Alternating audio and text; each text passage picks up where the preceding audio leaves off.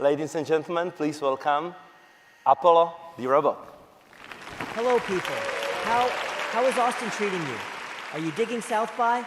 So this is going to be a video on the new Apollo robot. This is Apptronik, a company focused on developing humanoid robotics for a variety of industries, use cases. And this was something that I found to be absolutely incredible because they recently did a very impressive demo in which they showcased exactly what this robot can do.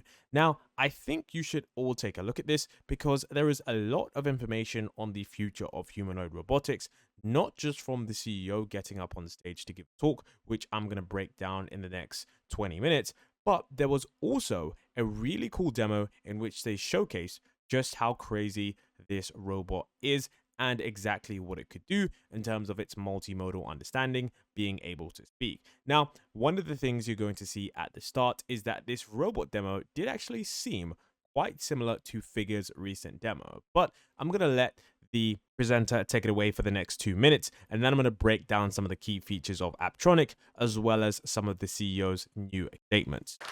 Good job. Yes, amazing. Thank you. That's a good one. So also Apollo has his own hero, and he picked two that he's going to try to do with. So Apollo, are you ready? In case there are any directors in the room, this is my first public acting performance. Hello, I am Baymax, your personal healthcare companion. I was alerted to the need for medical attention when you said, Robotic nurse? on a scale of 1 to 10, how would you rate your pain? Physical or emotional? I will scan you now.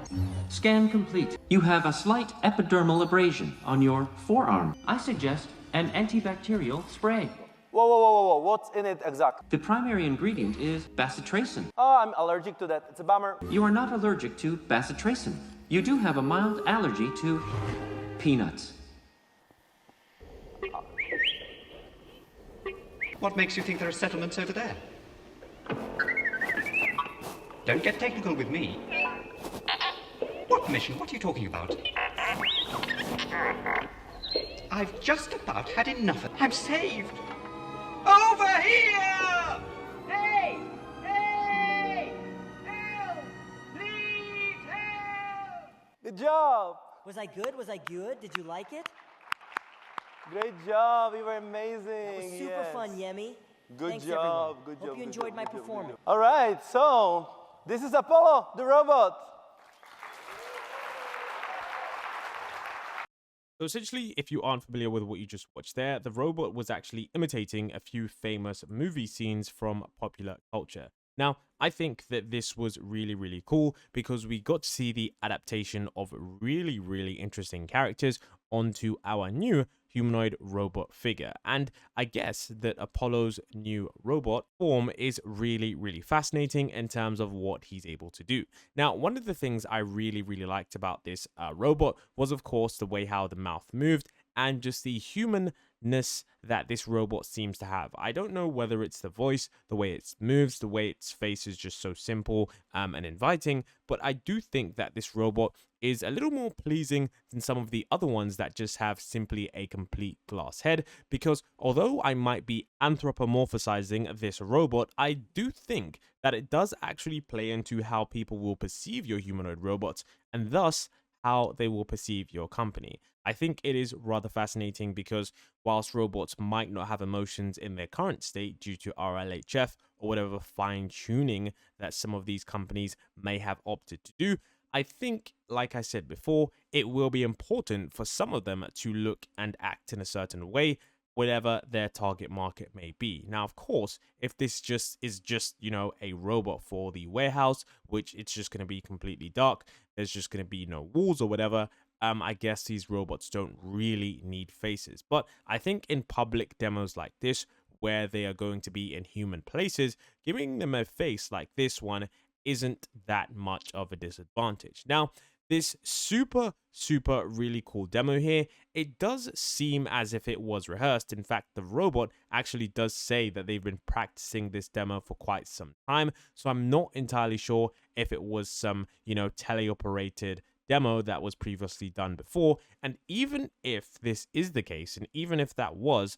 I still think that it is a very impressive feat on what we have here, because a lot of the robots that we do have, they do lack the capabilities of this robot. And I do think that the fluidity of this robot, and once it's able to start moving as it can do, as shown in other demos, it's going to give us a really, really good look into the future of what is capable with AI systems. I mean, one of the things that I was, asking myself after watching this demo was that if this robot was fully autonomous and responding so quickly within real time, then we would have a very, very shocking demo that I'm sure people around the world would start to realize that, whoa, we are moving into a very, very interesting era. So what I'm now about to show you is the moment that the actual CEO managed to get up on stage. And the CEO is called Jeff Cardenas,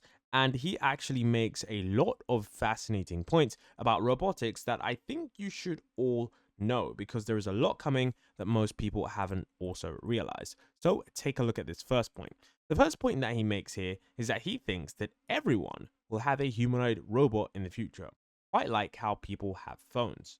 The question will be, what that robot looks like. I think there will be a Cambrian explosion of robots in the future. And, in the 90s, I think Microsoft was saying, there will be a computer on every desk in every home. I think in the future, there's going to be a robot in every home.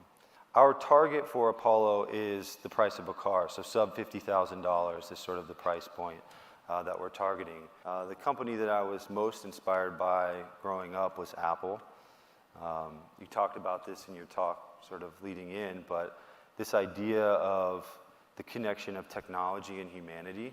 I want to create products that make people feel excited to be alive and make people feel hopeful for the future.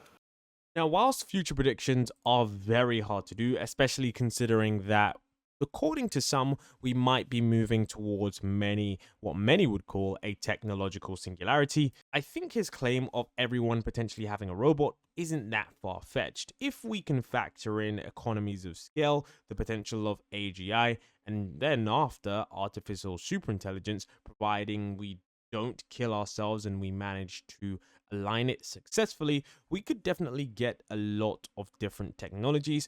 And robots, I think, would be a very, very basic technology that might become as simple as a standardized household item that just does all of the tasks in our home for the price of a small car. Now, of course, a small car isn't something that most people could easily access, depending on where you stand in the financial hierarchy.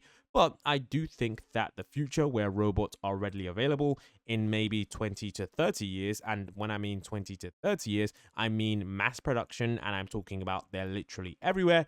This could be a future that isn't out of the scope of possibilities. I mean, we've seen some crazier things be said, and we all know as well that the future can change very, very quickly as long as technology is adopted as such. I mean, if we do look back in time, we can see 20 years ago, the way how the internet was and the way how certain technologies were, the amount of progress we've achieved in such a small amount of time is really, really fascinating. And I think that just goes to show how fascinating the future will be. Now, he also makes another point right here, and he said that, of course, the timelines have shortened. The fact of the matter was, when we got started, you get a lot of different advice when you start a company. Maybe the only consistent thing people told us was, do not do humanoid robots, get a real job. That's going to take you 50 years. But we had these dreams about what the future could look like and what we thought a special group of people could do if we put our minds to it. The way I kind of view life is like a relay race, and you get the baton and you just run like as hard and as fast for as long as you can until you get tired, and then you pass the baton off to the next generation. And so I'm still up for the race. I'm still willing to run, and we'll see how far we get. Yeah, in this interview clip, he was basically being told that he shouldn't be pursuing humanoid robots because it would allegedly take around 50 years to get done. And that is, of course, like I said before, a testament to just how quickly technology can change the landscape of what is actually possible with the numerous inventions that do come. Remember, once technology is invented, it accelerates everything across all bounds, and it's just this exponential form of acceleration across all industries that you do get that allow for things to move this quickly. So I think him stating that, at first people were stating that this is 50 years away, 100 years away, why are you starting this company? It's pointless. And then, in a relatively short amount of time, due to certain technological breakthroughs, the company is standing at the precipice of the singularity in which his company could be worth a sizable fortune, provided that humanoid robots are the main form factor of AI systems in the future. This goes to show how quickly things will move. Now, let me know if you do think that that is going to be in the near future, because with timelines, there is actually quite a lot of debates going on around whether or not this will happen, whether or not that will happen. And I'm more on the side of humans aren't going to be able to predict what will happen. And I kind of think that it will surprise most of us, considering that Sora even surprised me, and some of these AI systems have done so already. Now, here's where he actually talks about the Industrial Revolution. Well, the way to think about what's happening in robotics is think of this like the early days of the personal computer revolution. Industrial robots like mainframe computers. They're somewhat versatile, but they're these infrastructure-heavy machines. They're very difficult to program. Only a few people can afford them. And what we want to do in robotics is we want to shift into the PC era, where we have general-purpose platforms that can do a whole range of things that are much more versatile than they were in the past. The reason that I think people are excited about it right now is because of AI. And because now it's possible to have all of the components that we needed to actually generalize the robot and make them affordable. So motors are cheap enough, batteries are cheap enough, dense enough, good enough, and I think we built one of them here in Austin.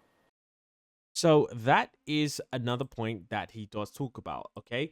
Talks about, if you think about this not like some different technology, but of course, if you think about it as the early days of the computer revolution, when they did say that, computers are pretty much going to be in every single house, a lot of people did state that this was just a passing fad or a passing fancy, whichever you may have, that, people would eventually give up on. And of course, this is something that we've seen to be not the case. We've seen that technology, once it is very, very effective and once it is, widely adopted, it can be spread like wildfire. So this is why I do think that whilst there is a lot of hype about human robots, I think we still need to take an open mind to this kind of future, because I wouldn't be surprised that, if, for example, AGI does get solved, and let's say it's able to be put into certain robots, and I know that might sounded like a foreign concept a couple of years ago, but with Figure's recent demo, with some of the recent demos that are coming out, I do think that, if AGI does get achieved, it does unlock a bunch of different things. And of course, humanoid robots in that form factor would be one of the key things that would really change the world, because can you imagine a world where we have, just hundreds and hundreds of humanoid robots doing many different tasks? The economy is literally going to speed up by maybe even 100x. I mean, AGI x humanoid form factor, that could be a really, really, really big game changer in how much progress we're able to make as a society, because that is going to be an entirely new labor force that pretty much works non-stop 24/7 and does it with remarkable accuracy and doesn't need any additional training. So that is going to be, something that is quite hard for people to conceptualize, but every year the rate of progress will increase because things will get more efficient, they'll get better, they'll get faster, and of course, they'll get cheaper. And that's what we've seen previously with other technologies. So that's why I think thinking about this, like the Industrial Revolution,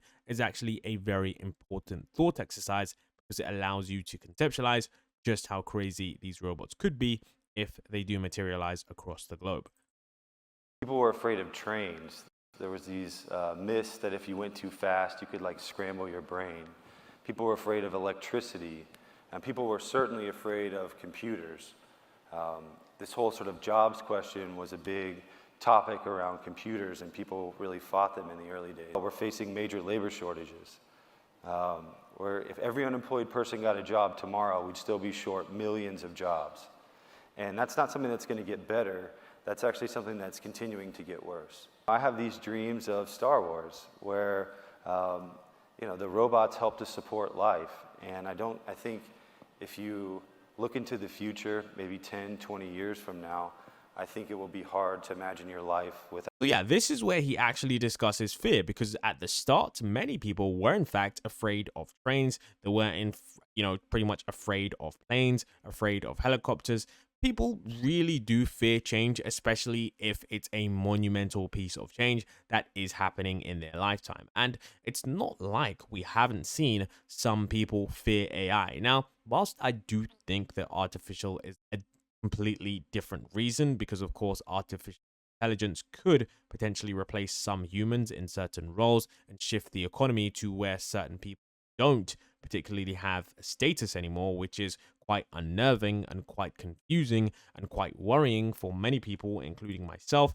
I think that this kind of change is a little bit different in the sense that if it is deployed correctly and it is managed effectively, it does have the possibility to provide abundance for everyone. However, it is much easier said than done, and if history does repeat itself, it seems like we could be heading towards a detrimental future unless there are some strict policies in place to ensure the benefits are widely redistributed and done so in an effective manner. So it will be interesting to see how this future is shaped. And of course, like I said before, this is something that, many of us are going to struggle to predict, even if we do take a lot of our time staring at these pieces of information and keeping up to date with this stuff. Problem is that at Singularity, literally nobody knows what comes next. And that is even some of the greatest technologists' biggest problem. Now, in addition to here, he talks about the NASA robot that they did work on, and they talk about the pricing of the Valkyrie robot. Valkyrie was a $5 million robot. It weighed 300 pounds. It was 6'2". And the goal was to get to an affordable sub $50,000 robot that could go from the lab out into the real world. And so we started the company. We had no money. We just had big dreams about what we could do, and we were willing to work hard for it. And so we've done 13 iterations of robots. We've done humanoid robots, Iron Man suits, mobile robotic arms. We've done 8 iterations of humanoid robots, 40 iterations of electric motors, all to get towards Apollo. And we have about a 100-person team here in Austin, and it feels like we're really just getting started. Yeah, you can see here that he basically says that they are just getting started, and he talks about, using economies of scale to eventually reduce the price. And yeah, this is where he talks about how the pricing of the original first gen robot was rather very expensive. And I think it just goes to show how crazy this level of technology is, because one thing, if you do know about human robots and you've been looking into them, and if you've been looking to acquire one, you know that they are very, very expensive. There's recently a humanoid robot, I think, that was on the market for $250,000, around $80,000 on the cheap end. And that actually is the price of, a mid-engined sports car or a very high-end supercar. And that's not something that your average everyday person can drive, especially if you just want it to, lazily do a few tasks around the house. I'm sure there's a better way for you to spend that much amount of money. Now, Amazon have actually been spending $250,000 per agility robot to, help their companies move more effectively in the warehouses. And apparently that is somehow cost effective. I'm not sure of the economics of that, but I'm guessing since it works 24/7 non-stop and can have replaceable battery packs on them, I'm guessing that a 24/7 employee must somehow be more efficient than the one that needs toilet break. I have no idea. But the point is that the pricing, of course, will come down, and this is going to be something to look forward to in the future. Gerardo poured his soul into this robot, and he died before he was able to have kids. And so she said, this will enable him to live on. We're pouring our hearts into these robots, and we're trying to make them good.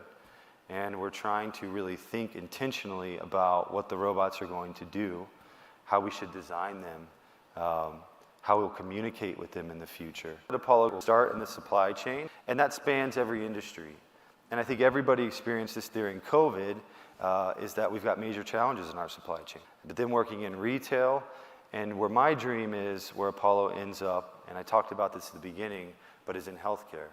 I think, you know, we're going to be short millions of nurses. The question is, what is driving people out of these industries? What don't they like about their work? And how can you pair a robot with a person so the robot does the worst part of the job, and then you can elevate people to do new types of work in new types of ways. So I think this one as well was one of the best parts of his entire statement, because this most likely quells many people's fears and theories about AI taking away your jobs. Now, whilst yes, that might just seem like something that this video could say in order to quell people's fears, I think it is an important discussion to start because, of course, many people are unsure about their role in the post-AGI economy. And that's something that I actually talk about quite a lot on my second channel called Post-AGI Economics. And I think it's really important to talk about because if the future is going to change quickly and, you know, it's very hard to predict, it makes sense to at least do some kind of planning so you aren't left, you know, in the desert, just standing out in the rain, just in a very confused position. But the point here is that he talks about how Apollo will most likely be put into healthcare, and if not healthcare, it will likely help in supply chains, and it's going to be essentially a robot that is going to be doing the worst parts of a job. So it's going to be automating parts of manual labor that people most likely find. And I think it will be interesting to see how these robots actually start to get implemented, and if these robots do start to shift the economy in a meaningful and an impactful way. And of course, if they do start to increase productivity. I mean, we've all seen movies of robots that are able to do crazy things, and we've seen like robot factories where there's these humanoid robots that are able to run the economy, be shopkeepers, do just a million different things. But it will be interesting to see when these economic benefits start to, you know, I wouldn't say recursively self-improve, but that cycle of accelerating returns start to really ramp up. And of course, I do think it is at the level where AGI does get discovered and widely deployed. Now, let me know what you think about the Apollo robot. Do you think that this robot is just a fad? Are you worried about this robot taking your job and potentially leaving you out of a spot in the post-AGI economy? Or do you think that this is something that is very far away from actually working, and this is just another hype train? I, for one, am truly excited for this technology because I believe that if we do get it right, the possibilities for an abundant future are really great. Right now, of course, we do have to manage exactly